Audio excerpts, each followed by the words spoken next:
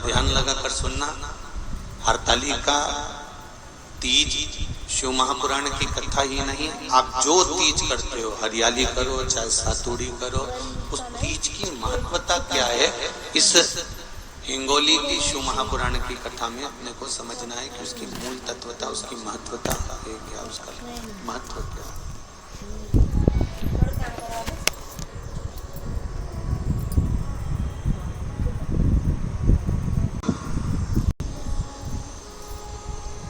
इन तीनों की जो अर्धांगिनियां, ब्रह्मणी, लक्ष्मी और पार्वती,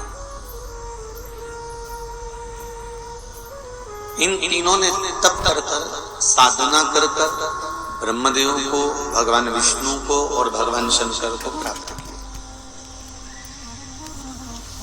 और तीनों ने प्राप्त कर तीनों देवताओं से वर मांगा कि वर हमको ऐसा दीजिए कि हमारे तप साधना का फल नारी को तीज के दिन प्राप्त हो जाए। अब देखिए जरा, एक ही व्रत से, एक ही उपवास से उसको संपूर्ण तप साधना का फल प्राप्त हो रहा है, संपूर्ण तप साधना का फल उसको मिल रहा है। मात्र एक व्रत से,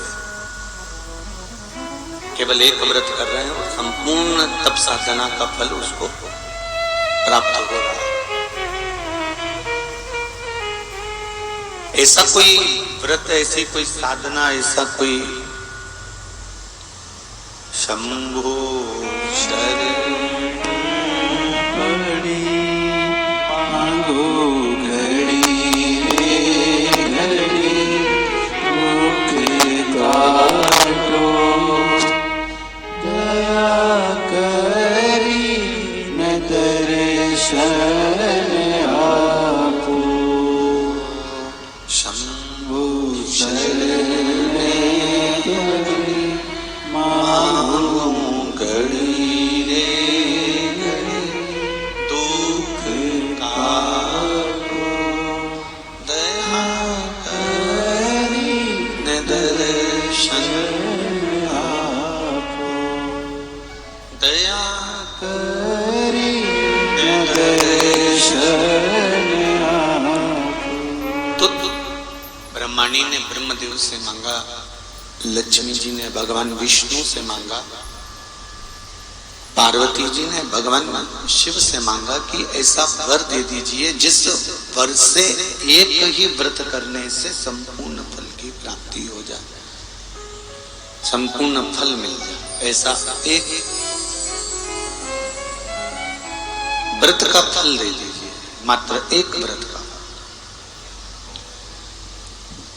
अब देखिए, हरियाली तीज करने वाली माताएं थोड़ा ध्यान से सुनना।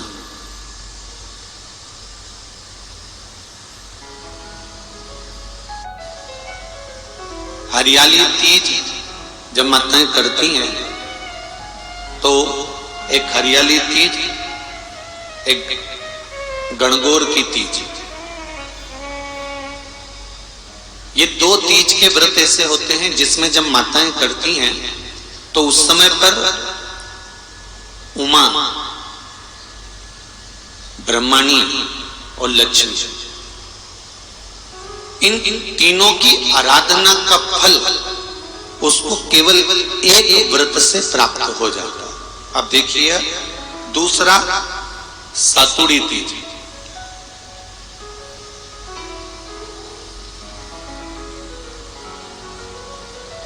इसमें उमा और महेश्वर, उमा और महेश, ब्रह्मणी और लक्ष्मी, इन चार के व्रत तप का फल एक साथ सातुड़ी तीज के दिन प्राप्त हो जाता है। अब एक आती है हरतालिका तीज। आप लोग करते हो हरतालिका? यहाँ लोग करते कि नहीं करते? करते हैं यहाँ पे हरतालिका? कौन कौन करता है? जरा हाथ उठाओ तो जरा। अरे सभी करते, रखो रखो, बहुत बढ़िया, बहुत अच्छी बात। एक आती है हरतालिका तीज।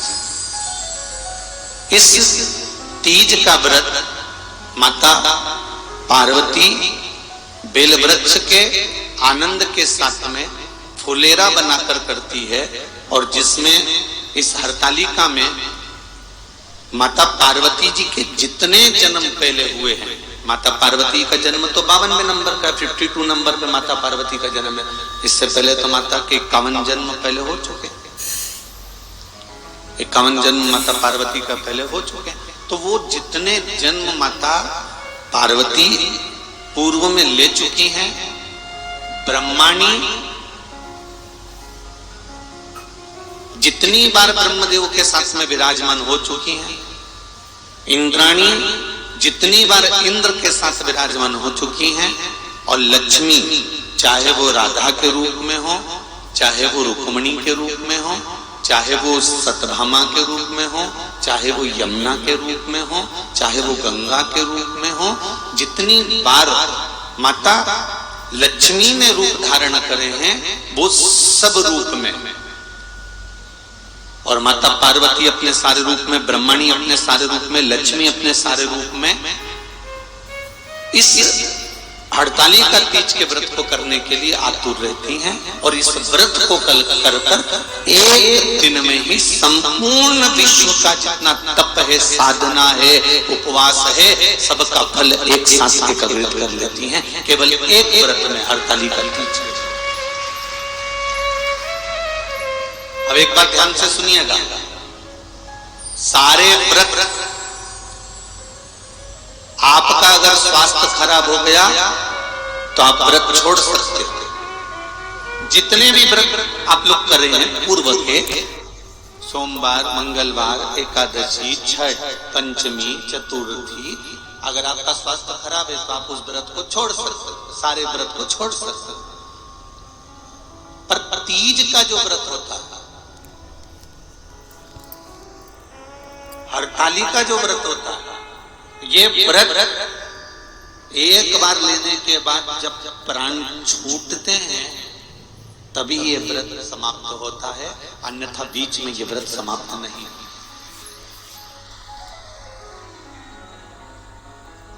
ये व्रत समाप्त होता ही नहीं।